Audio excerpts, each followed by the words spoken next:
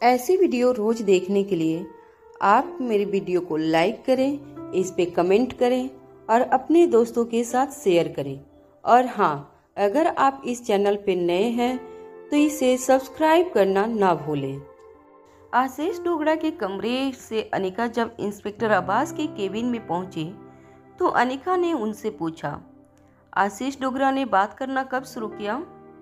कुछ देर सोचने के बाद इंस्पेक्टर अब्बास ने कहा, तुमने जब वह दवाई भिजवाई उसके 1-2 दिन बाद आशीष ने बात करना शुरू किया था। यह जवाब सुनने के बाद अनिका एक गहरी सोच में डूब गई। अनिका स्पेशल डिपार्टमेंट के बिल्डिंग से निकलकर पार्किंग लॉट की ओर चलने लगी। अनिका की चलने की स्पीड काफी कम थी। आशीष डोगरा ने अभी अभी जो बातें अनिका से कही थी उससे अनिका को पूरी तरह से हिलाकर रख दिया था। अपनी माँ के अतीत के बारे में और अपनी माँ के सुसाइड के बारे में जानकर अनिका काफ़ी डिस्टर्ब हो चुकी थी। आखिर स्वाति ने अपनी जान अनिका को बचाने के लिए दी थी। जहां अपनी माँ के लिए उससे काफ़ी दुख हो रहा था, वहीं पावर ड्रग के जरिए हजारों बच्चों की कुर्बान हुई जान का उसे अफसोस भी हो रहा था। अनिका समझ नहीं पा रही थी कि आखिर क्रिस्टोफर का ऑर्गेनाइजेशन इस तरह की हरकत को अंजाम क्यों देना चाहता था। इतना सब कुछ पता चलने के बाद भी अनिका अब तक उस राज से पर्दा नहीं उठा सकी थी कि आखिर उसकी प्रेगनेंसी क्यों प्लान की गई थी। तभी अचानक अनिका की नज़र पार्किंग लॉट में खड़े रोहित पर पड़ी। अनिका यह देखकर हैरान हो गई कि रश्मि रोहित के बिल्कुल सामने खड़ी थी। रश्मि ने रोहित को दोनों हाथों से मजबूती से पकड़ रखा था। ऐसा लग रहा था जैसे रश्मि रोहित पर किसी तरह का इल्जाम लगा रही थी। रश्मि की आंखों में काफी जुनून नजर आ रहा था। रोहित ने रश्मि को अपने सामने से हटाने की कोशिश की, मगर रश्मि ने रोहित को मजबूती से पकड़ते हुए रोहित से कहा, इस तरह क्यों देख रहे हो मुझे? क्या भूल गए हो कि तुम 6 साल पहले की उस रात क्या हुआ था? उस रात को तुम्हारे साथ जो लड़की थी वह मैं थी। अब यह मत कहना कि तुम्हें कुछ याद नहीं है। रश्मि की यह बात सुनते ही अनिका अपनी जगह पर रुक गई। अनिका समझने की कोशिश कर रही थी कि आखिर रश्मि कौन थी। क्या संबंध था रश्मि का रोहित के साथ? क्या रश्मि रोहित की कोई एक्स गर्लफ्रेंड थी या कुछ और?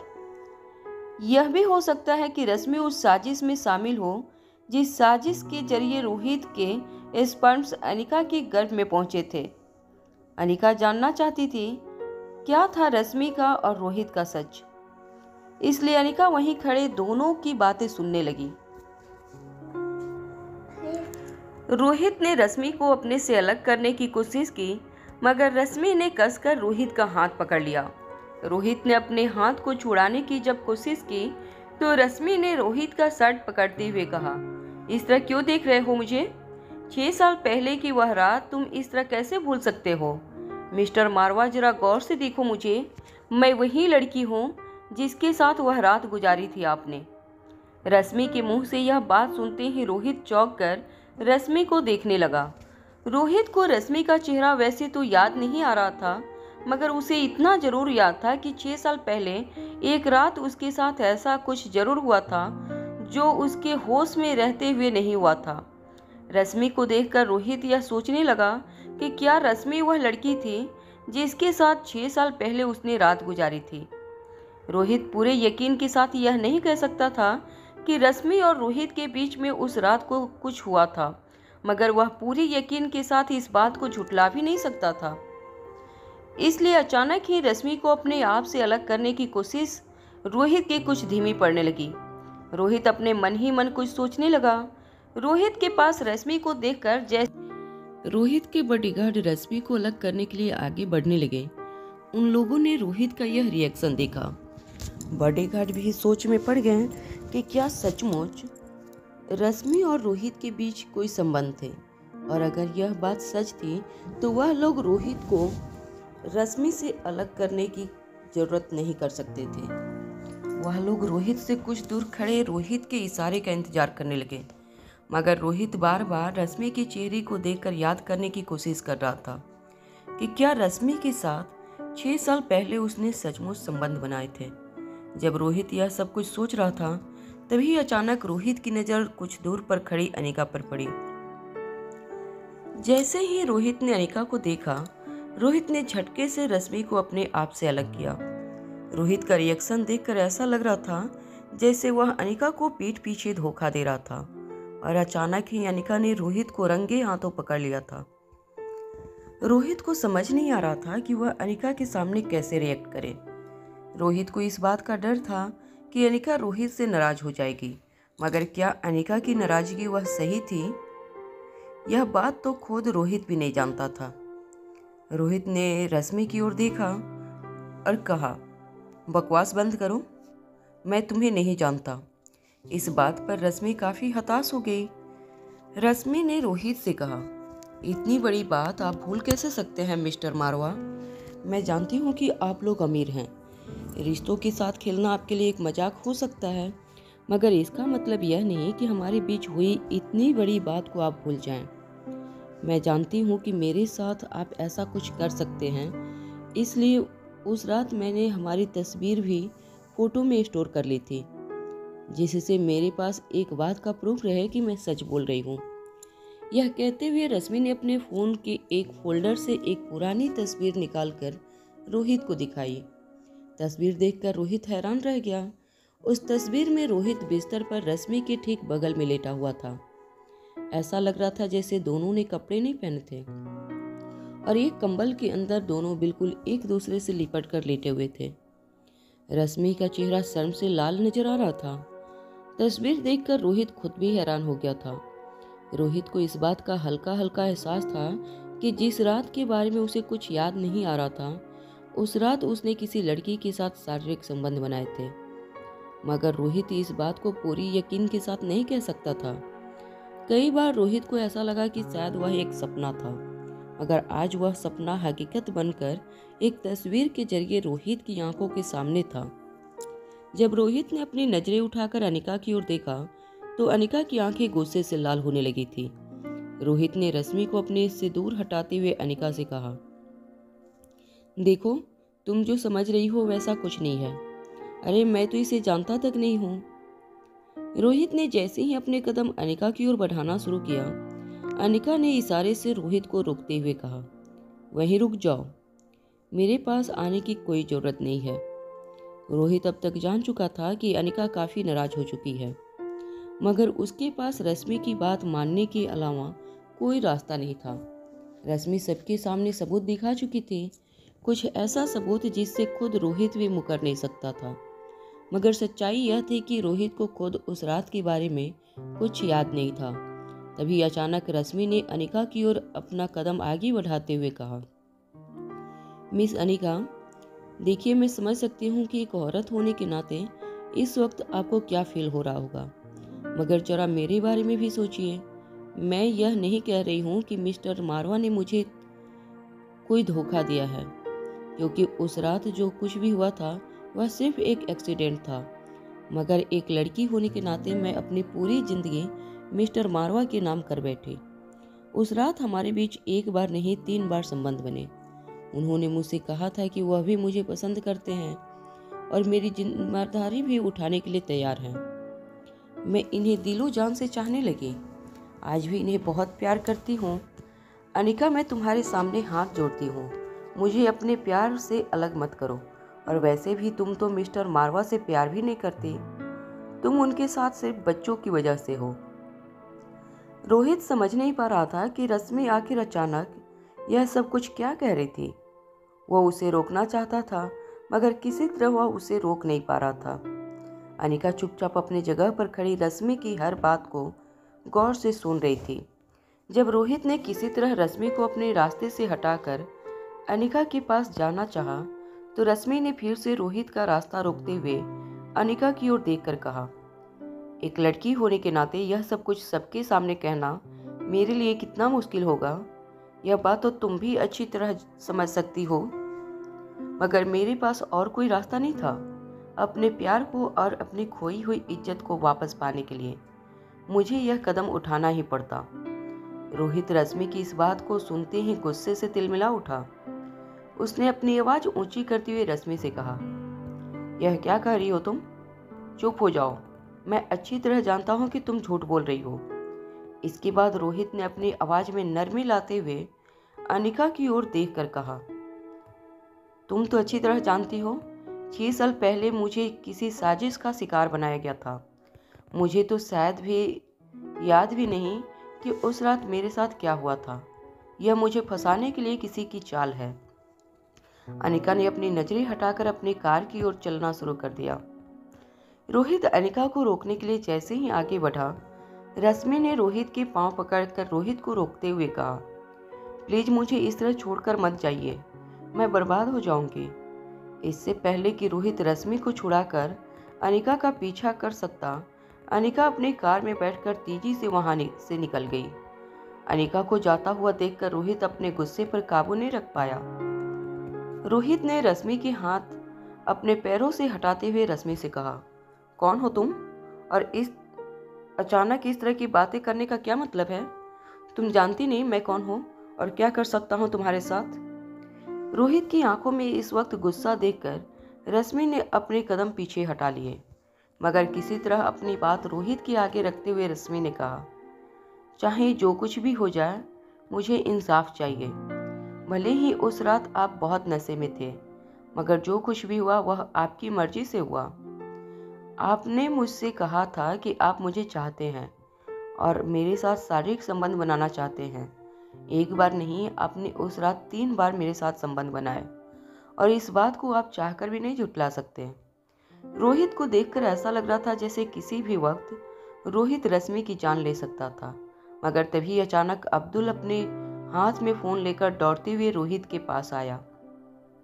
अब्दुल ने रोहित से कहा, सर चिराग साहब का फोन है, वह आपसे अर्जेंटली कुछ बात करना चाहते हैं। जब रोहित ने अब्दुल का फोन अपने कानों से लगाया तो चिराग मेहता की आवाज रोहित के कानों पर पड़ी। चिराग मेहता ने रोहित से कहा, एक बहुत बड़ी मुसीबत आ गई है। किसी ने मुझे आपकी तस्वीर भेजी है, साथ ही यह धमकी भी दी है कि वह आपके ऊपर रेप का केस करने वाला है। चिराग ने जो तस्वीर रोहित को भेजी उसमें साफ नजर आ रहा था कि रोहित जबरदस्ती नशे में धुत रश्मि के कमरे में घुस रहा था। चिराग ने अपनी बात आगे बढ़ाते हुए कहा, जिसने मुझे यह तस्वीर भेजी है उसने यह भी कहा है कि ऐसी हरकत रोहित ने न जाने कितनी लड़कियों के साथ की होगी, मगर बदकिस्मती से हर लड़की के पास अपने ऊपर हुए रेप का सबूत नहीं था। मगर रश्मि समझदार लड़की थी, इसलिए उसने पहले सबूत इकट्ठा कर लिए थे और बहुत जल्द रोहित मारवा द बिजनेस टाइकून का नाम वह अपने सामने उछालकर उसकी असलियत सबके सामने ला देगा। चिराग की बातें स्पीकर फोन के जरिए जमीन पर पड़ी रश्मि ने भी अच्छी तरह सुन ली थी। तभी रश्मि ने रोहित की ओर देखकर कहा, यह सब कुछ मेरे कहने पे हो रहा है और मेरे कहने पर बंद भी हो सकता है। अगर आप हमारी रिलेशनशिप को मान लें तो यह रेप का केस अभी के अभी टल जाएगा। रश्मि की बात सुनते ही रोहित के चेहरे का रंग उड़ गया। रश्मि ने रोहित को पूरी तरह से अपने जाल में फंसा लिया था। रोहित का नाम इतना बड़ा था कि रोहित अपने ऊपर इस तरह का एलिगेशन लगते हुए नहीं देख सकता था। इससे न सिर्फ उसकी इमेज को नुकसान पहुंचता, बल्कि पूरी की पूरी मारवा इंडस्ट्रीज की इमेज को एक धक्का पहुंचता। इसलिए रोहित को हर कदम सोच समझकर उठाना था। रोहित ने अपनी आवाज में नरमी लाते हुए रश्मि से कहा, चलो मेरे साथ, मेरे घर वहीं चलकर आगे की बात करते हैं। रोहित के मुंह से यह बात निकलती ही रश्मि ने चेहरे पर मुस्कुराहट लाकर रश्मि धीरे धीरे रोहित के पीछे पीछे रोहित की कार में बैठ गई। रोहित ड्राइवर के ठीक बगल में बैठ गया और रश्मि पीछे के पैसेंजर सीट पर बैठ गई। कुछ ही देर में सिक्योरिटी गार्ड के साथ रोहित का पूरा काफिला मारवा हाउस पहुंचा। मारवा हाउस की चकाचौंध देखकर रोहित की कार के पीछे वाली पैसेंजर सीट पर बैठी रश्मि की आंखें खुली की खुली रह गई। मारवा हाउस की शानो शौकत देखकर वह वहां की रानी बनने के सपने देखने लगी। आगे की सीट पर बैठा रोहित अनिका को मैसेज कर रहा था, जिसमें लिखा था, मैं उस लड़की को लेकर मारवा हाउस पहुंचा गया हूँ। यहाँ उसके साथ हम जो भी करेंगे यह बात किसी को पता नहीं चलेगी। तुम भी जल्दी से आ जाओ। कुछ ही देर में अनिका का रिप्लाई आया, नहीं मैं बाद में आऊँगी। रोहित ने अनिका की बात का जवाब देते हुए एक थम्स अप वाला इमोजी भेज दिया। रोहित और अनिका के बीच में चल रही बातों से पीछे की सीट पर बैठी रश्मि बिल्कुल अनजान थी। दरअसल अब तक रश्मि को ऐसा लग रहा था कि रश्मि के बिछाए हुए जाल में रोहित और अनिका फंस चुके हैं, मगर असलियत ये थी कि जाल अनिका और रोहित ने बिछाया था, जिसमें रश्मि एक छोटी सी मछली की तरफ फंस गई थी। 6 साल पहले रोहित के साथ क्या हुआ था, यह राज खुद रोहित और अनिका भी जानना चाहते थे। रश्मि उस रास्ते की एक अहम सीढ़ी थी, मगर अनिका और रोहित दोनों यह बात अच्छी तरह जानते थे कि स्पेशल डिपार्टमेंट के पार्किंग लॉट में वो लोग रश्मि के पास वो राज नहीं उगलवा पाते।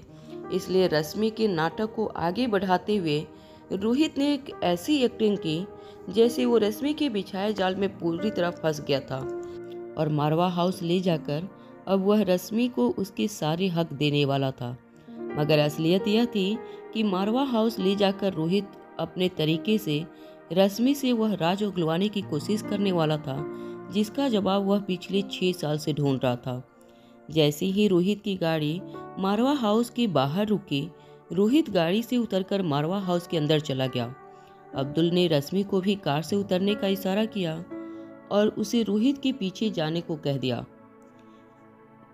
रश्मि पूरे मारवा हाउस को फटी हुई आंखों से देखते हुए रोहित के पीछे पीछे मारवा हाउस के अंदर चली गई। जैसे ही रश्मि और रोहित हॉल के अंदर दाखिल हुए, रश्मि घर की सजावट और बनावट को देखकर चीख उठी। रश्मि ने कहा, वाह, यह घर है या कोई महल। रोहित ने रश्मि की बात को पूरी तरह से इग्नोर कर दिया। इससे पहले कि रोहित किसी नौकर को बुलाता, कांच की लिफ्ट से नीचे आ रही दादी माँ पर रोहित की नज़र पड़ी।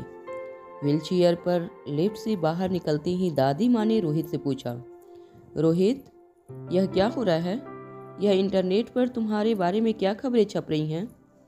तभी दादी माँ की नज़र रोहित के पीछे खड़ी रश्मि पर पड़ी। दादी माँ को अपनी ओर आता हुआ देखकर रश्मि ने अपने दोनों हाथ जोड़ लिए और सर झुकाते हुए कहा, दादी माँ, मैं ही हूँ वह लड़की जिसके साथ मिस्टर मारवा के अफेयर की खबर छप रही है। मेरा मतलब है। रश्मि यह कहते ही अपनी नजरें झुका ली। वह रोहित की ओर देखकर शर्माने लगी। रश्मि जानती थी कि उसने दादी माँ के सामने जो शब्द का प्रयोग किया था वह ठीक नहीं था।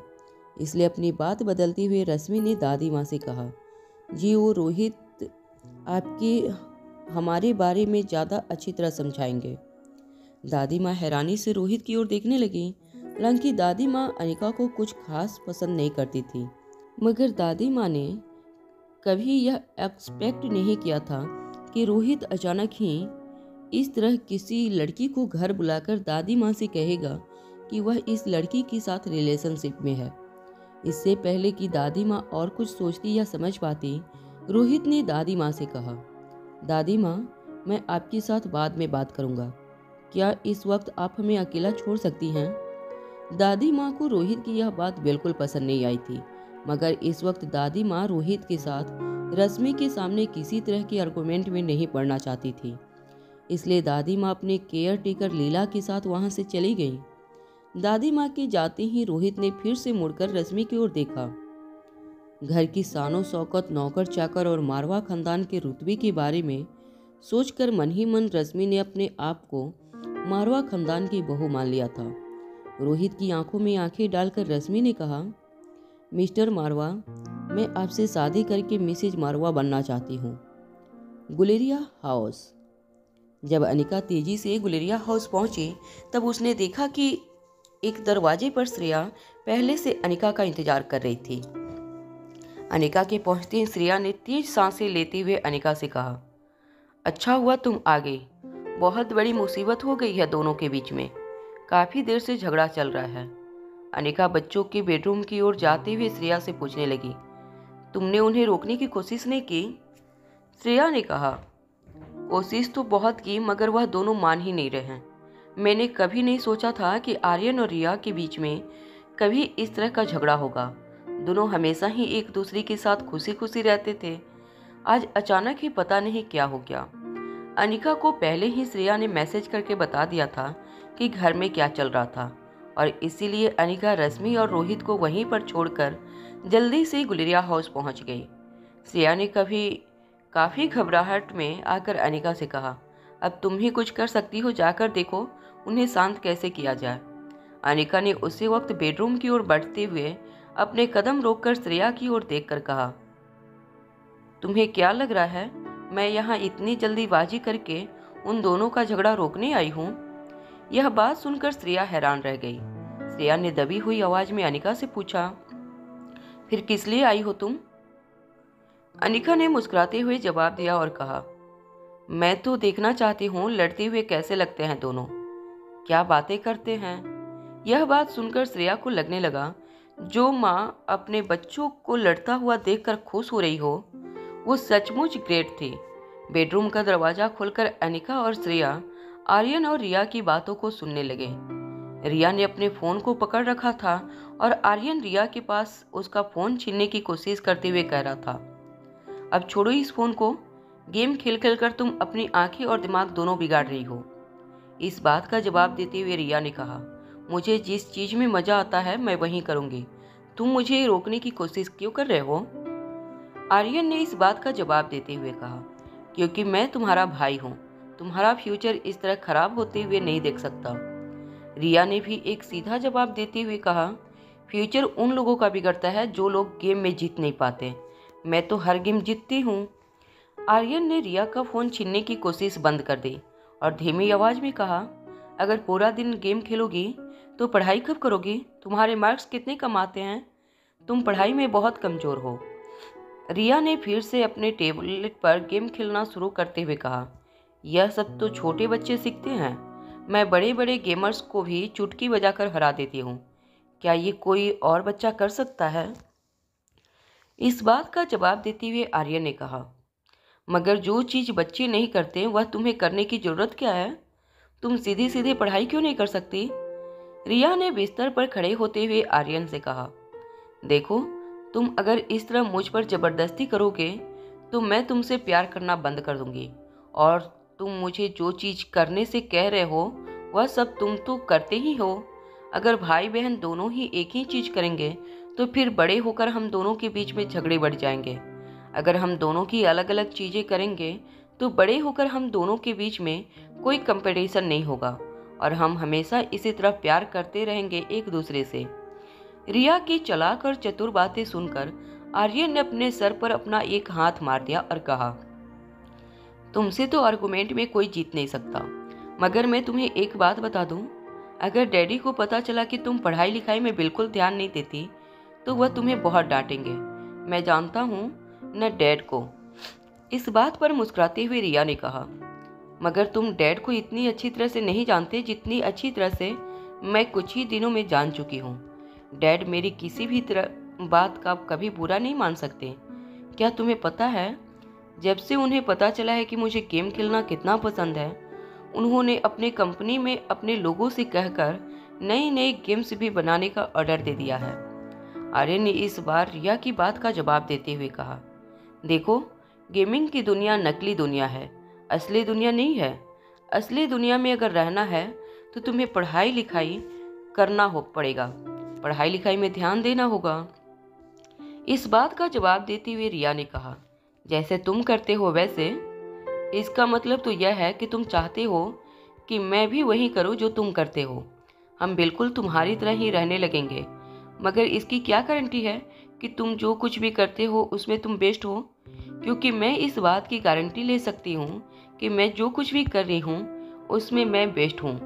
मैं कई चैंपियनशिप जीत चुकी हूँ, कई टूर्नामेंट जीत चुकी हूँ। क्या तुम यह साबित कर सकते हो कि तुम जो करते हो उसमें तुम बेस्ट हो? आर्यन ने इस बात का जवाब देते हुए कहा, हाँ, जब एग्जाम के रिजल्ट आएंगे तब तुम देख लेना कि मैं जो करता हूँ उसमें मैं बेस्ट हूँ या नहीं। रिया ने इस बात को हंसी में उड़ाते हुए कहा, कितने बोरिंग हो तुम। अगर एग्जाम के मार्क्स से पता चलता कि कौन बेस्ट है तब तो मम्मा कभी भी इतनी बड़ी डॉक्टर नहीं बन पाई होती, क्योंकि मम्मा तो कभी स्कूल गई ही नहीं। रिया की बात में जितनी कड़वाहट थी उतनी ही सच्चाई थी। आर्यन सोच में पड़ गया कि वह अपने आप को बेस्ट कैसे प्रूव कर सकता था। आर्यन की उलझन को देखकर रिया ने कहा, ठीक है चलो, मेरा एक दोस्त है, जब हम लोग बेंगलुरु रहते थे तभी मेरी उसके साथ दोस्ती हुई थी। अगर तुम उसे हराने में कामयाब हो गए तो मैं समझूंगी कि तुम बेस्ट हो।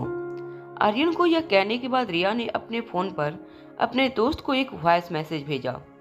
रिया ने अपने दोस्त से कहा, हेलो दोस्त, कैसे हो तुम? मेरा भाई तुम्हारे साथ कंपटीशन करना चाहता है, क्या तुम उसके साथ कंपटीशन करोगे? इसके बाद रिया ने आर्यन से कहा, मेरा दोस्त हमारी ही उम्र का है, 6 साल का है, मगर बहुत होशियार है। अगर तुम उसे हराओगे तो मैं मानूंगी कि तुम सचमुच जीनियस हो। कुछ देर बाद रिया के उस दोस्त का वॉइस मैसेज रिया के फ़ोन पर आया। उसकी आवाज़ में वह काफ़ी छोटा लग रहा था, मगर उसकी बातें आर्यन को हैरान कर देने वाली थी। उस वॉइस मैसेज में उसने रिया से कहा, कैसी हो तुम रिया? काफ़ी दिनों बाद मुझे याद किया, और यह अचानक तुम्हारा भाई कैसे पैदा हो गया? और क्या वो इतना बड़ा है कि वो मुझसे मुकाबला करना चाहता है?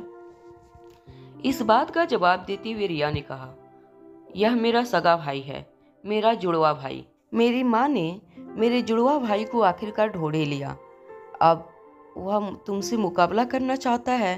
तभी रिया के दोस्त ने जवाब देते हुए कहा, मैं तुम्हारे भाई के साथ मुकाबला तो कर लेता, मगर इस वक्त मैं बहुत बिजी हूँ। वह क्या है ना, एक छोटा सा नन्हा सा खरगोश बुरी तरह से घायल है। उसका एक्सीडेंट हुआ है, उसका एक पाँव पूरी तरह से टूट चुका है, मगर मेरे पास एक रास्ता है जिससे मैं उस खरगोश की टूटी हुई टांग को रिप्लेस कर लूँगा, फिर वह बिल्कुल पहले की तरह चल पाएगा। उस बच्चे के मुंह से यह सारी बातें सुनकर आर्यन के होश उड़ गए। आर्यन उस बच्चे की बात सुनकर हैरान होकर रिया की ओर देखने लगा। रिया के चेहरे पर हैरानी का कोई नामो निशान नहीं था। ऐसा लग रहा था जैसे रिया उस लड़के की इन बातों को काफ़ी कैजुअली ले रही थी।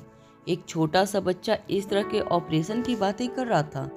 यह बात आर्यन को जितनी अजीब लग रही थी, रिया को उतनी ही नॉर्मल लग रही थी। रिया ने अपनी बात आगे बढ़ाते हुए उस लड़के को वॉइस मैसेज पर कहा, अगर तुम्हारे पापा ने तुम्हें यह सब करते देख लिया तो फिर से डांट पड़ेगी। कुछ ही देर में उस लड़के का वॉइस मैसेज आया, जिसमें उसने रिया से कहा, मेरे पापा तो काम से बाहर गए हैं, अब कई दिनों तक मुझे डिस्टर्ब करने वाला कोई नहीं है, मैं जो चाहे कर सकता हूँ। रिया ने फिर से एक सवाल पूछते हुए उसे वॉइस मैसेज किया, मगर हो सकता है तुम्हारी माँ तुम्हें यह सब करता हुआ देखकर तुम्हें डांट लगाए। उस लड़के ने फिर से कुछ ही देर में जवाब देते हुए कहा, मेरी माँ नहीं है, मैं बचपन से अपने पापा के साथ रहता हूँ। तुम यह सारी बातें छोड़ो और तुम्हारे भाई से कहो कि अगर वह मुझसे मुकाबला करना चाहता है तो उसे इंतज़ार करना होगा। मैं फिर कभी आकर उसे हरा दूंगा, मगर हराऊंगा यह बात तो पक्की है, क्योंकि तुम जानती हो कि मैं कितना स्मार्ट हूँ। वॉइस मैसेज सुनने के बाद आर्यन ने रिया के पास जाकर पूछा, कौन है ये लड़का? कहाँ से दोस्ती हुई तुम्हारी इसके साथ? इस बात का जवाब देते हुए नन्ही सी रिया ने आर्यन के सर पर हाथ घुमाते हुए कहा, तुम तो अभी से बड़े भाई जैसी बातें करने लगे हो। यह बस मेरा दोस्त है, इंटरनेट पे हमारी दोस्ती हुई, बहुत ही कमाल का लड़का है। क्या तुम जानते हो, यह एक जीनियस है। इसने इस बार एक छोटी डॉग के शरीर पर एक कैट का सर लगाया, मगर अफसोस कुछ ही घंटों में वह मर गया। नन्ही सी रिया के मुंह से यह बात सुनकर अब आर्यन को हैरानी और घबराहट दोनों एक साथ होने लगे थे। आर्यन ने रिया के दोनों गाल पकड़कर रिया से कहा, देखो रिया, मुझे लगता है तुम्हें इस लड़के से दूर रहना चाहिए। रिया ने आर्यन का हाथ अपने गालों से हटाते हुए कहा, मैंने तुमसे कहा ना, अभी वी आर जस्ट फ्रेंड। तुम अब मुझ पर इस तरह ऑर्डर मत झाड़ो। यह नहीं करना है, वह नहीं करना है, इससे बात नहीं करनी है, उससे दूर रहना है। मैं जानती हूँ बहुत अच्छी तरह से तुम जैसे भाइयों को, बहन की जिंदगी पर धीरे धीरे कब्जा कर लेते हो तुम लोग। रिया की बात को इग्नोर करते हुए आर्यन ने कहा, रिया समझ क्यों नहीं सकती तो? वह लड़का तुमसे झूठ कह रहा है। ऐसा कभी हो सकता है कि कुत्ते के शरीर पर बिल्ली का सर लगा दिया जाए? जरा सोचो समझो, जो चीज़ें नहीं हो सकती, अगर वह चीज़ें तुम्हारा दोस्त तुम्हें बता रहा है, इसका मतलब वह तुम्हें बेवकूफ़ समझता है। इस लड़के से दूर रहो, या तो यह लड़का पागल है और या तो कोई बहुत बड़ा शैतान। जिसे लोगों की झूठी बातें कहकर फंसाने में मजा आता है। कुछ भी हो जाए, आज के बाद तुम इस लड़के से कभी बात नहीं करोगी। रिया चुपचाप अपना गेमिंग टैबलेट अपने हाथ में पकड़कर कुछ देर तक आर्यन को देखने लगी। उसके बाद धीमी आवाज में रिया ने अपनी दोनों आंखें छोटी करते हुए आर्यन से कहा, ठीक है, एक ही शर्त पर मैं तुम्हारी बात मानूंगी। आर्यन हैरानी से रिया की शर्त सुनने लगा। रिया ने आर्यन से कहा, अगर तुम मुझे गेम खेलने दोगे और बीच में टोकोगे नहीं तो मैं उस लड़की के साथ बात नहीं करूंगी। बोलो, क्या तुम्हें यह डील मंजूर है? आर्यन के पास इस वक्त अपनी बहन को रोकने का और कोई तरीका नहीं था, इसलिए थम्सअप का इशारा करते हुए आर्यन रिया से दूर हो गया। आर्यन और रिया की आर्गुमेंट थम गई थी, मगर बेडरूम के बाहर खड़े श्रेया और अनिका आर्यन और रिया की बातें सुनकर हैरान हो गए थे। अनिका को समझ नहीं आ रहा था कि वह दोस्त कौन था। रिया का जो ऐसी बातें कर रहा था, अनिका को हमेशा से लगता था कि आर्यन एक चुपचाप रहने वाला लड़का था, मगर हमेशा उसे इस बात को लेकर डर लगा रहता था कि रोहित जैसे शोर और अक्लमंद बिजनेसमैन के साथ रहने के बावजूद आर्यन इतना सॉफ्ट और डरा डरा क्यों रहता था। मगर आज जब अनिका ने आर्यन को रिया के साथ बात करते हुए सुना तो उसे इस बात का एहसास हुआ कि कहीं न कहीं आर्यन के अंदर भी रोहित जैसा ही एक स्मार्ट और काफ़ी पॉजिटिव लड़का रहता है, जो अपनी बहन की हिफाजत करना भी अच्छी तरह जानता है और हुक्म चलाना भी बेहद अच्छी तरह जानता है। आखिरकार आर्यन ने वह गुण भी दिखा दिया जिससे यह साबित हो सके कि रोहित की बिजनेसमैन वाली क्वालिटी भी आर्यन के अंदर आई थी। अपनी बहन को उस खतरनाक लड़के से दूर रखने के लिए आर्यन ने रिया को गेम खेलने की इजाजत दे दी। ये सौदा बिल्कुल बुरा नहीं था। अपने बच्चों के बारे में सोच सोचकर अपने आप ही अनिका के चेहरे पर मुस्कान आ गई। जब श्रेया ने अनिका से पूछा कि वह क्यों मुस्कुरा रही है, तो जवाब देते हुए अनिका ने कहा, अच्छा हुआ आज मैं घर जल्दी आ गई, वरना अपने बच्चों के बारे में यह सारी बातें मैं जान ही नहीं पाती। बच्चों की बात पूरी होती ही जब अनिका ने बेडरूम के अंदर जाने के लिए बेडरूम का दरवाज़ा खोलने की कोशिश की, तभी अनिका का फ़ोन बजने लगा। अनिका ने देखा कि इंस्पेक्टर अब्बास उसे कॉल लगा रहे थे। अनिका ने बेडरूम का दरवाज़ा फिर से बंद करते हुए अब्बास का कॉल रिसीव किया। कॉल कनेक्ट होते ही अब्बास ने अनिका से कहा, आशीष डोगरा फरार हो गया है। अनिका आशीष का प्लान अच्छी तरह से जानती थी, मगर उसे इस बात का अंदाजा नहीं था कि आशीष इतनी जल्दी फरार हो जाएगा। अनिका यह बात भी अच्छी तरह जानती थी कि इंस्पेक्टर अब्बास को यह बात पहले से पता थी, मगर वो यह भी जानती थी कि अब्बास वसूलों के काफ़ी पक्के थे। भले ही यह प्लान उनका था, मगर वह अपनी करीबी अनिका से भी अपना प्लान शेयर नहीं करेंगे, और यह बात अच्छी तरह जानती थी। इसलिए अपनी आवाज़ में हैरानी दिखाते हुए अनिका ने उनसे पूछा, यह कैसे हो सकता है? हमारे डिपार्टमेंट से इस तरह कोई मुजरिम फरार कैसे हो सकता है? उसे समझाते हुए अब्बास ने कहा, ये सब तब हुआ जब तुम्हारे और रश्मि के बीच में नीचे जो कुछ भी इंसिडेंट चल रहा था, वह देखने के लिए हमारा पूरा का पूरा डिपार्टमेंट अपनी अपनी बालकनी और गैलरी से पार्किंग लॉट को देखने लगा। मेरे समझ में नहीं आता कि इतने जिम्मेदार ऑफिसर होने के बावजूद अपनी ड्यूटी पर रहते हुए यह लोग इस तरह बेपरवाह कैसे हो सकते हैं। बस हमारे डिपार्टमेंट की इसी लापरवाही का फायदा उठाकर आशीष डोगरा हमारी हिरासत से फरार हो गया। अनिका को आशीष की फरार होने की हैरानी से ज़्यादा आशीष की तबीयत की चिंता थी। अनिका ने श्वेता से कहकर आशीष डोगरा की खांसी रुकवाने के लिए एक दवाई तैयार करने को कहा था। श्वेता ने आनन फानन में थोड़ी टैबलेट अनिका को बनाकर भिजवाई थी, मगर वह काफ़ी कम थी। आने वाले कुछ ही दिनों में श्वेता अनिका को और भी टैबलेट भिजवाने वाली थी, मगर इससे पहले कि अनिका वो टैबलेट आशीष तक पहुंचा सके, आशीष फरार हो चुका था। अनिका को इस बात का अफसोस था कि आशीष का इलाज करने के लिए जो दवाई अनिका ने स्पेशली बनवाई थी, वह आशीष तक अब नहीं पहुंच पाएगी। कुछ देर तक फ़ोन पर खामोश रहने के बाद अब्बास ने अनिका से कहा, छोड़ो यह सब कुछ, मैं देखता हूँ क्या हो सकता है। मैं जानता हूँ इस वक्त तुम बहुत परेशान होगी। अनिका अब्बास की बात कुछ समझ नहीं पा रही थी। उन्होंने अपनी बात आगे बढ़ाते हुए कहा, मैं जानता हूँ मिस्टर रोहित मारवा पर रेप के चार्जेज लग सकते हैं। मैं तुम्हें ज़्यादा परेशान सवाल तो नहीं पूछूंगा, मगर मैं यह जानता हूँ कि मिस्टर रोहित इस वक्त रश्मि को लेकर मारवा हाउस गए हैं। मेरे आदमियों ने खुद देखा है उन दोनों को मारवा हाउस में जाते हुए। मारवा हाउस में जाने के बाद जो कुछ भी होगा वह दुनिया को कभी पता नहीं चलेगा। यह बात भी मैं अच्छी तरह जानता हूँ। मैं रोहित मारवा और मारवा खानदान के पावर को बहुत अच्छे से जानता हूँ, मगर मैंने तुम्हें अपना समझा है। बस उसी रिश्ते को ध्यान में रखते हुए आज मैं तुमसे एक रिक्वेस्ट करना चाहता हूँ। हो सके तो रश्मि की जान मत लेना। मैं रश्मि का इस्तेमाल करके अंडरवर्ल्ड की कई कड़ियाँ जोड़ना चाहता हूँ। मैं रश्मि की जान की भीख सिर्फ तुमसे इसलिए मांग रहा हूँ क्योंकि रश्मि के बिना मेरा मिशन अधूरा है। मुझे जिस मंजिल पर पहुँचना है उसकी कई सीढ़ियों में से एक सीढ़ी का नाम है रश्मि। अनिका अच्छी तरह जानती थी कि वो क्या कहना चाहते थे। उन्हें तसल्ली देते हुए अनिका ने कहा, आप बिल्कुल फिक्र मत कीजिए इंस्पेक्टर अब्बास। मैं और रोहित दोनों ही कानून की बड़ी कदर करते हैं। रोहित चाहे कुछ भी हो जाए कानून को अपने हाथ में कभी नहीं लेगा। अपने केबिन में बैठे अब्बास ने जब फोन डिस्कनेक्ट होते हुए सुना तो वह समझ गए थे कि इस वक्त अनिका के साथ आगे बात करना ठीक नहीं होगा। वह अपना फ़ोन टेबल पर रखकर अपना एक हाथ सर पर रखे कुछ सोचने लगे। तभी उनके ठीक बगल में खड़े अर्जुन ने उनसे पूछा, सर, हमारे आदमी मारवा हाउस के अंदर नहीं जा सकते। आप तो जानते हैं कि मारवा हाउस के कनेक्शन कितने ऊपर तक हैं। बिना परमिशन तो हम उनके गेट पर खड़े भी नहीं रह सकते, और फिर हमारे पास स्पेशल परमिशन लेने का कोई कारण भी नहीं है। मेरे समझ में नहीं आ रहा कि इस वक्त वह लोग रश्मि की क्या हालत कर रहे होंगे।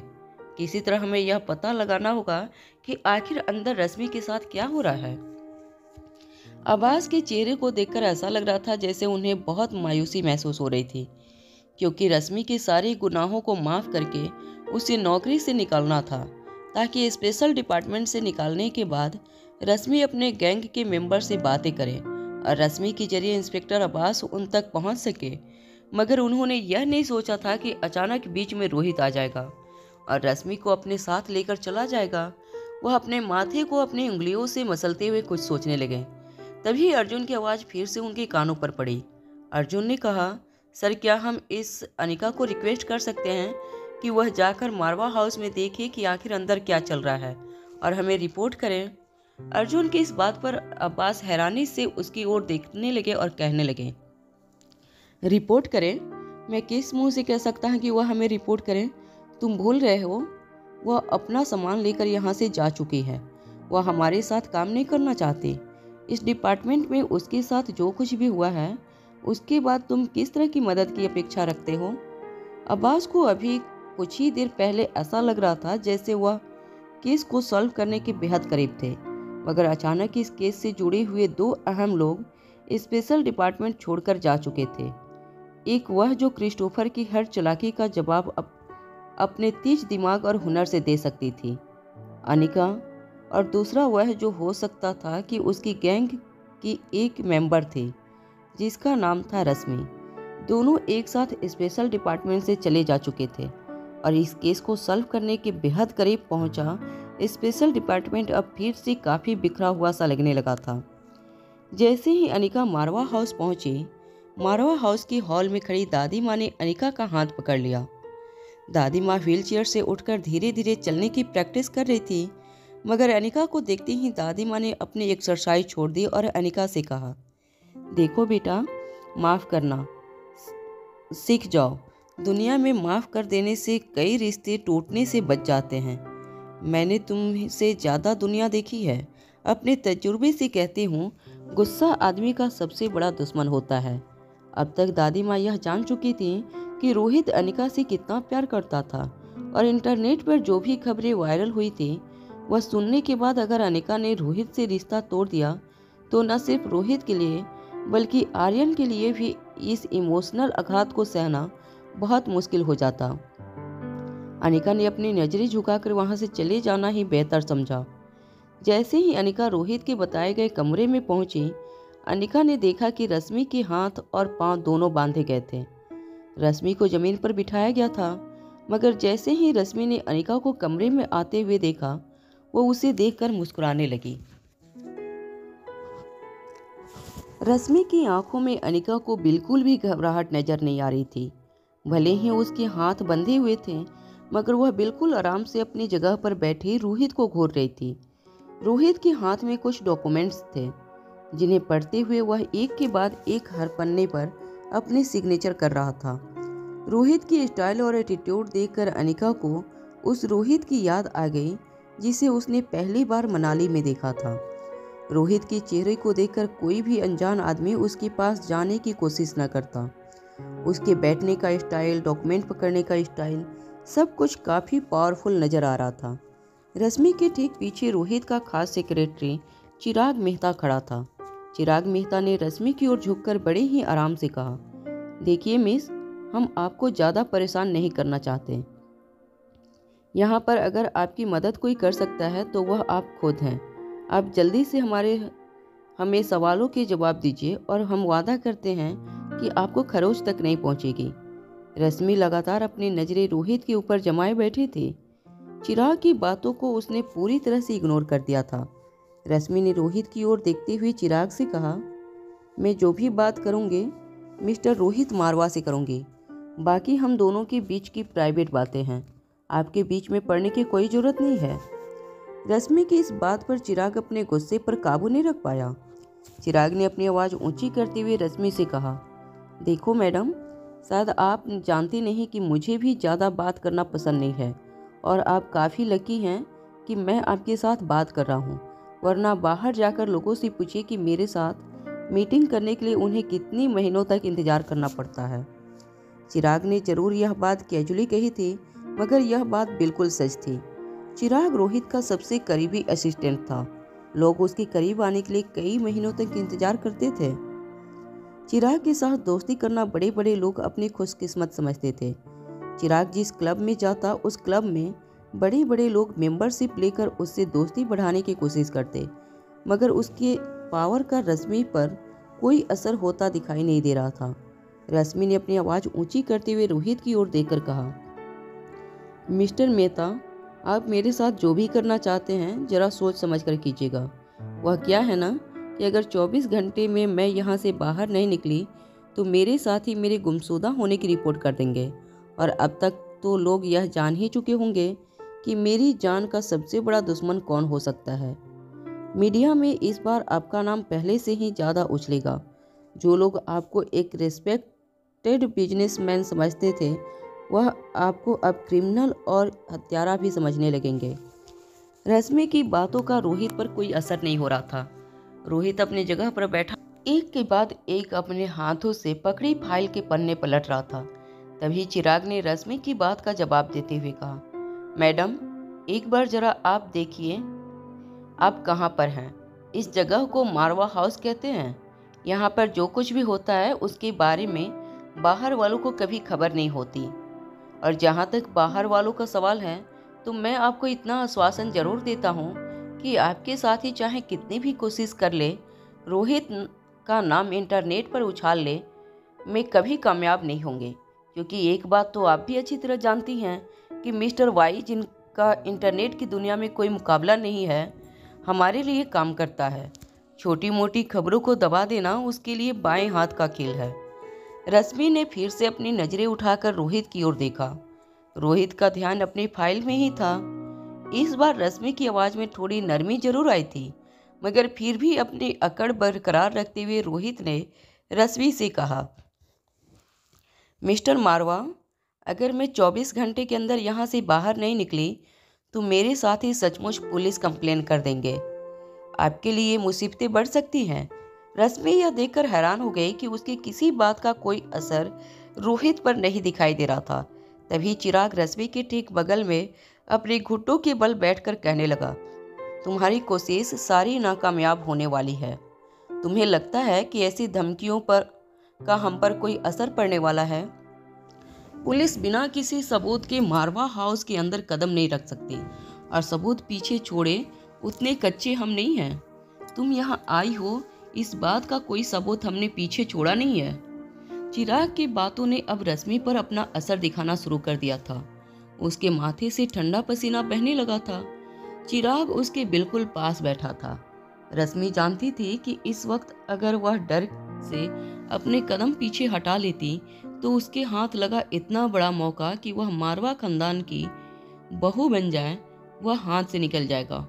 इसलिए अपने अंदर के डर को खत्म करती हुई रश्मि ने चिराग की ओर देखकर कहा, तुम लोगों को क्या लगता है, अगर तुम लोगों ने मुझे इस चार दीवारी के अंदर मार दिया तो यह मामला यहीं खत्म हो जाएगा? मैं तुम लोगों को बता देना चाहती हूँ कि अगर मुझे एक छोटी सी खरोच भी आई तो मिस्टर मारवा और मारवा ग्रुप ऑफ कंपनी के लिए मैं एक बहुत बड़ी मुसीबत बनकर सामने आऊंगी। रश्मि की यह बात सुनने के बाद फाइनली रोहित ने अपने हाथ की फाइल अपने पास रखे टेबल पर रखी। रोहित ने जैसे ही अपने नजरें उठाई वह अपनी जगह से खड़ा हो गया। रश्मि को लगा कि रश्मि की बातों का अब रोहित पर असर होने लगा था कि तभी रोहित चिराग और रश्मि के पीछे खड़ी अनिका को देखकर अपनी जगह से खड़ा हो गया। अब तक जिस रोहित के चेहरे पर एरोगेंस और एटीट्यूड नजर आ रहा था, अनिका को देखते ही वह एरोगेंस बिल्कुल गायब हो गया। रोहित के चेहरे पर मुस्कान आ गई।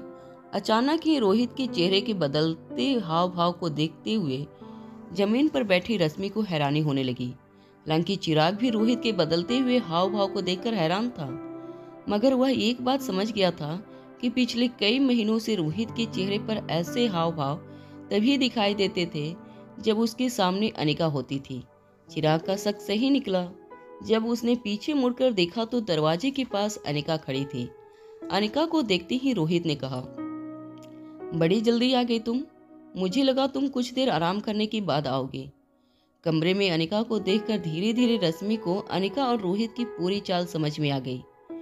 जो रश्मि अब तक यह समझ रही थी कि वह रोहित को अपनी जाल का शिकार बना रही थी, दरअसल वह खुद ही रोहित और अनिका की जाल में फंसती चली जा रही थी। रश्मि ने हैरान होकर अनिका की ओर देखकर कहा, इसका मतलब यह हुआ कि तुम दोनों ने मिलकर मुझे फंसाया है? रश्मि की बात का जवाब ना तो रोहित देना चाहता था और ना ही अनिका, मगर चिराग ने रश्मि की बेचैनी बर्दाश्त नहीं हो रही थी, इसलिए धीमी आवाज में चिराग मेहता ने रश्मि से कहा, बिल्कुल। तुम्हें क्या लगा कि तुम्हारी जाल में फंसकर मैंने और रोहित सर ने यह कदम उठाया है? तुम बिल्कुल गलत हो।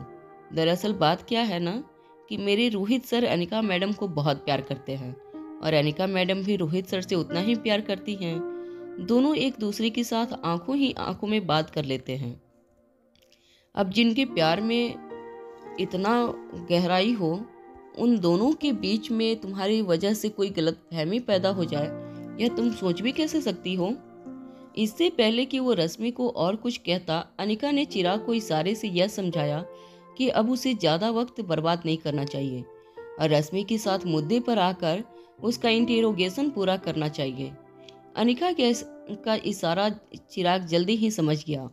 उसने अपने आदमियों को रश्मि के पास बुलाते हुए फिर एक बार रश्मि से पूछा, तो आखिरी बार मैं नरमी से पेश आ रहा हूँ। सीधे सीधे अगर मेरी बात का जवाब मिल जाता है तो ठीक है, वरना वैसे तो मैंने आज तक किसी लड़की पर हाथ नहीं उठाया, मगर अगर तुम मुझे मजबूर करोगे तो मैं अपने वसूल तोड़ने पर मजबूर हो जाऊंगा।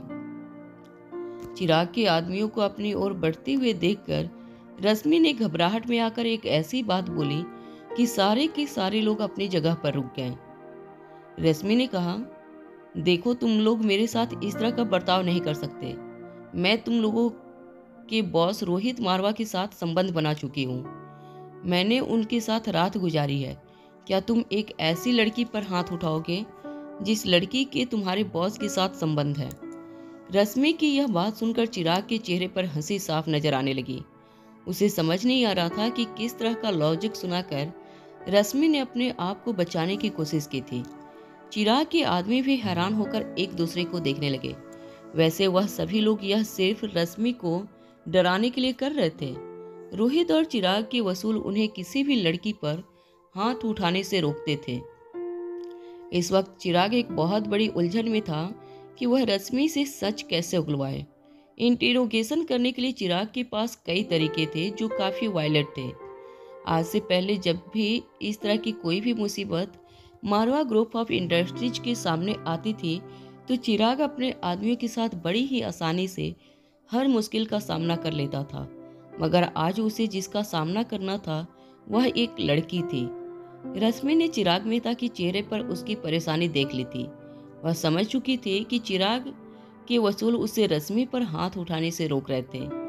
इससे पहले कि चिराग अपना इरादा बदल लेता, रश्मि चिल्ला चिल्लाकर उस पे और उसके साथियों से कहने लगी, क्या करोगे तुम लोग? मुझे मारोगे? एक अकेली बेसहारा लड़की पर हाथ उठाओगे तुम लोग? अरे तरस आता है मुझे तुम जैसे मर्दों पर। अगर हिम्मत है तो आओ उठाओ मुझ पर हाथ, मगर मेरे मुंह से हमेशा एक ही बात निकलेगी कि मैंने मिस्टर रोहित मारवा से सच्चा प्यार किया है। चिराग के आदमी रश्मि के ठीक सामने आकर खड़े हो गए, मगर इसके बाद क्या करना था यह उनकी समझ से बाहर था।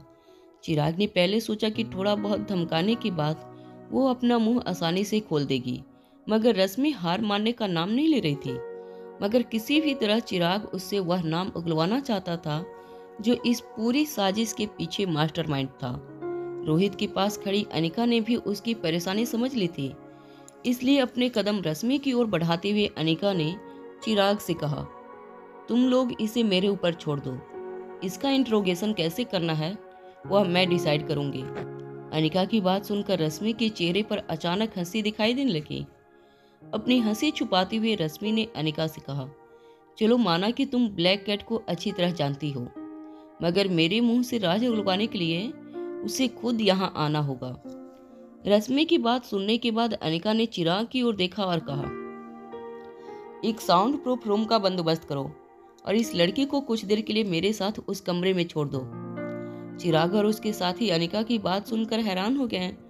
उसके आदमी अब तक ये अच्छी तरह जानते थे कि अनिका न सिर्फ रोहित की होने वाली बीवी थी, बल्कि वो उसके बच्चों की माँ भी थी। इस लिहाज से अनिका उनकी मालकिन थी। अपनी मालकिन को वह लोग इस तरह का काम नहीं सौंप सकते थे। चिराग ने हैरान होकर रोहित की ओर देखा। रोहित ने इशारे से चिराग को समझाते हुए कहा, अनिका जो कह रही है उसे करने दो। रश्मि को अब कुछ देर के लिए अनिका के हवाले छोड़ दो।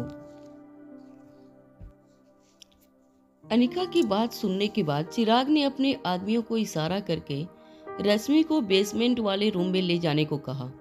रश्मि भी बिना डरे उसके आदमियों के साथ चली गई। उन लोगों के कमरे के बाहर जाते ही अनिका भी उन लोगों के पीछे पीछे कमरे से बाहर निकल गई। उसके जाते ही चिराग ने रोहित से कहा, सर आपको लगता है कि मैडम को यह काम करने देना चाहिए? अगर आप कहें तो मैं अपने आदमियों से कहकर उस लड़की के दिल में दबे सारे राज बुलवा सकता हूँ। मुझे यकीन है कि वह हमारा टर्चर 1 मिनट भी सहन नहीं कर पाएगी, सब कुछ फटाफट बोल देगी।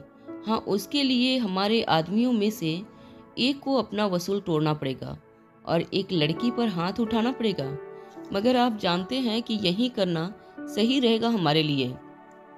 इस लड़की ने अपने पीछे के असली मास्टरमाइंड का नाम नहीं बताया तो हमारे लिए बहुत बड़ी मुसीबत खड़ी कर सकती है यह लड़की। रोहित को पता था कि चिराग की बात सच थी, मगर चिराग बिना अनिका को अंडर एस्टिमेट कर रहा था। रोहित अनिका की उन ताकतों के बारे में जानता था जिनसे चिराग अभी तक रूबरू नहीं हुआ था।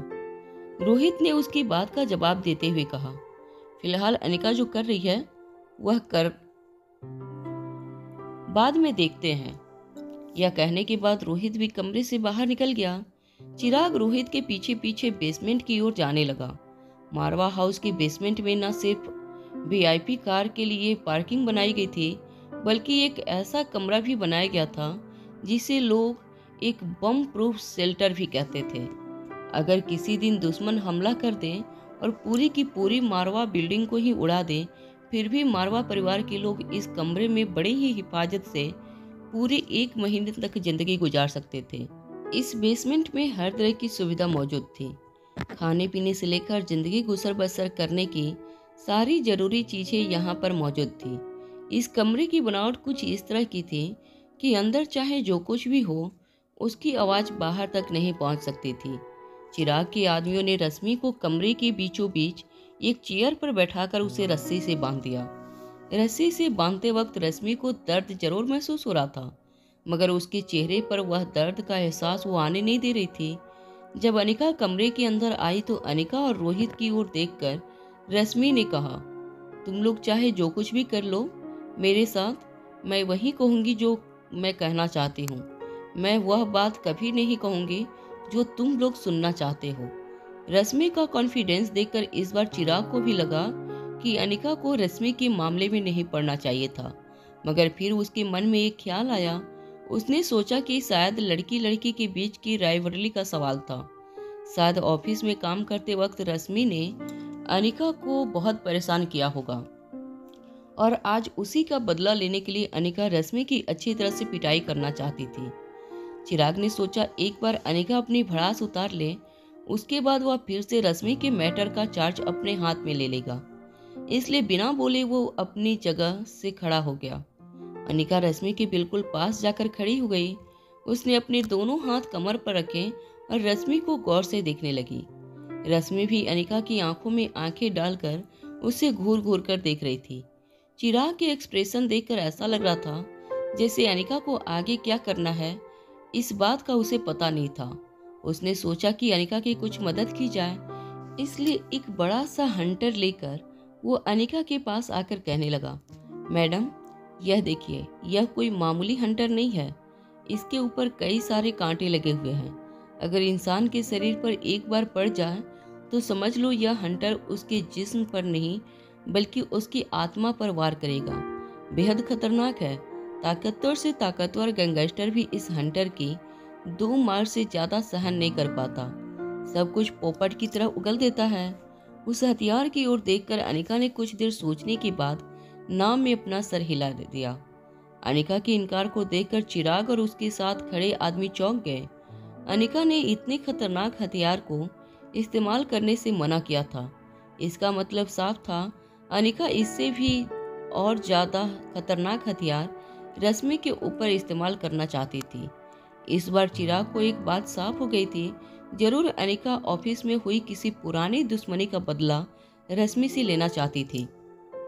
उसे इस बात का डर था कि अगर अनिका ने गलत तरीके से रश्मि पर किसी तेज हथियार से वार किया और रश्मि की जान निकल गई तो रश्मि के मुंह से सच उगलवाने का काम अधूरा रह जाएगा। मगर वो अच्छी तरह जानता था कि वह अनिका के साथ किसी भी तरह की आर्गुमेंट नहीं कर सकता था। चिराग ने पास पड़े एक बक्से में से एक और हथियार निकालकर अनिका को दिखाया। उसने कहा, यह देखिए मैडम, यह एक ऐसा हथियार है जिसे अगर किसी भी तरह के शरीर के साथ कांटेक्ट में ला दिया जाए तो इसमें से इतनी तेज बिजली के झटके उस इंसान को महसूस होते हैं कि उसकी हड्डियों का पाउडर बन जाता है। अक्सर वार के बाद पकड़े गए दुश्मन देश के सोल्जर पर इस तरह का हथियार इस्तेमाल किया जाता है जिससे दुश्मनों की प्लानिंग के बारे में तुरंत पता लगाया जा सके। इसके झटकों के सामने कोई भी आदमी कुछ ही सेकेंड में घुटने टेक देता है। और फिर यह तो एक नाजुक सी औरत है। मुझे नहीं लगता कि इस हथियार का इस्तेमाल इस औरत पर करना चाहिए। बेचारी इसे छूते ही मिट्टी का ढेर बन जाएगी। चिराग की बात सुनकर उसके सारे आदमी एक साथ रश्मि पर हंसने लगे। अनिका ने पहले हथियार की ओर देखा, फिर उस हथियार को अपने हाथ में पकड़कर अनिका ने अच्छी तरह उस हथियार को चेक किया। कुछ देर बाद उसने वह हथियार फिर से चिराग के हाथ में देते हुए ना में अपना सर हिला दिया। उसने उस हथियार को इस्तेमाल करने से भी मना कर दिया था। चिराग समझ नहीं पा रहा था कि आखिर अनिका रश्मि के साथ करना क्या चाहती थी। कितना खतरनाक हथियार उस रश्मि के ऊपर इस्तेमाल करना चाहती थी। एक के बाद एक चिराग ने बक्से में रखे सारे हथियार अनिका को दिखाना शुरू किया। मगर हर हथियार के बारे में सारी जानकारी इकट्ठा करने के बाद अनिका उस हथियार को इस्तेमाल करने से मना कर देती। चिराग को समझ नहीं आ रहा था कि आखिर किस तरह से अनिका रश्मि का इंटेरोगेशन करना चाहती थी। खूंखार लोगों के पास इसी तरह से बातें निकलवाई जाती थी। इससे ज्यादा वायलेंट तरीका चिराग ने खुद कभी नहीं देखा था।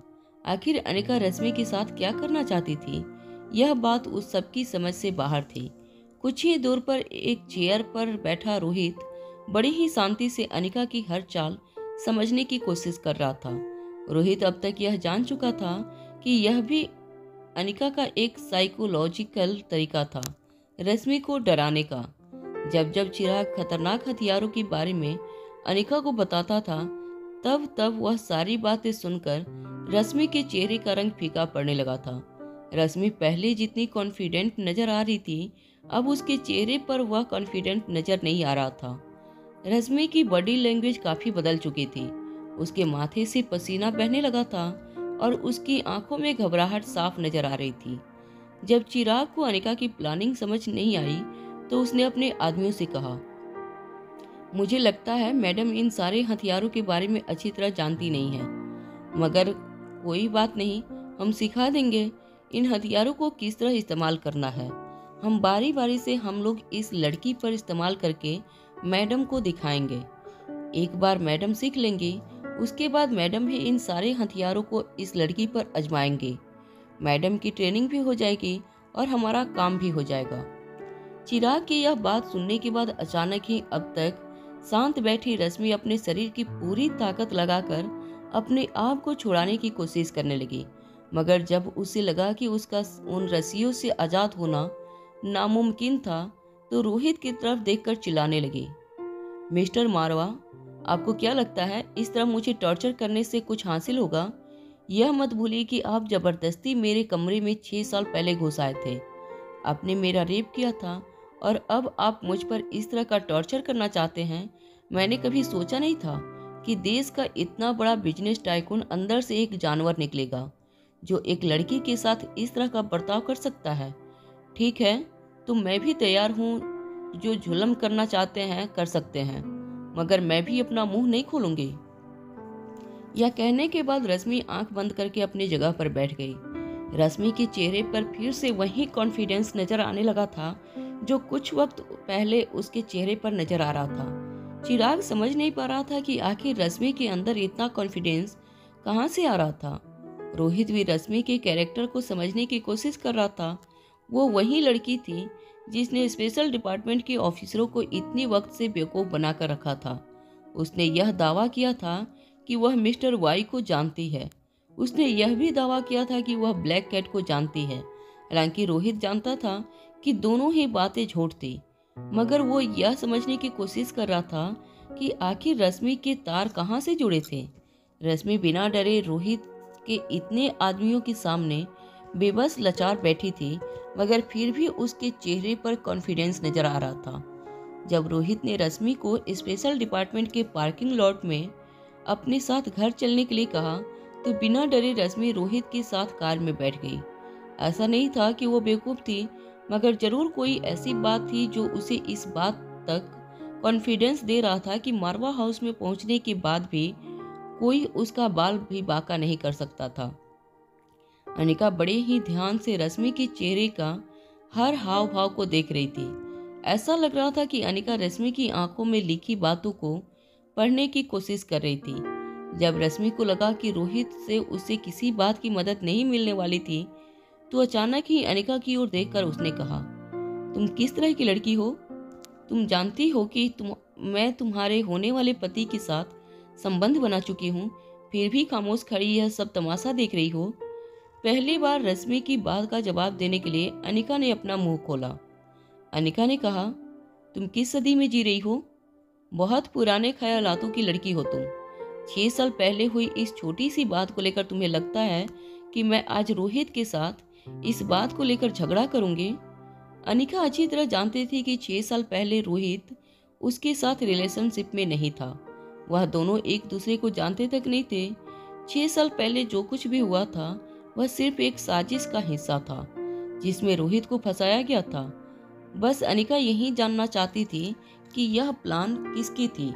अनिका ने बड़ी ही ठंडी आवाज में रश्मि के बिल्कुल पास आकर बैठकर उससे पूछा, मैं सिर्फ इतना जानना चाहती हूँ कि कौन था वह जिसने तुम्हें यह सब करने का हुक्म दिया था? किसकी प्लानिंग थी यह सब? मुझे सिर्फ इतना बता दो, मैं और कुछ नहीं जानना चाहती। अनिका ने अपनी आंखें रश्मि की आंखों में गाड़ कर रखी थी। रश्मि भी बिना पलक झपकाए अनिका को कुछ देर तक देखती रही। उसके बाद बिल्कुल अनिका जैसी ही आवाज निकालते हुए रश्मि ने बिल्कुल धीरे से उससे कहा, जब तुम्हें सब कुछ पता चल ही गया है तो मैं भी तुम्हें बता देती हूँ। मैंने यह सब कुछ तुम्हारी माँ के कहने पर किया है।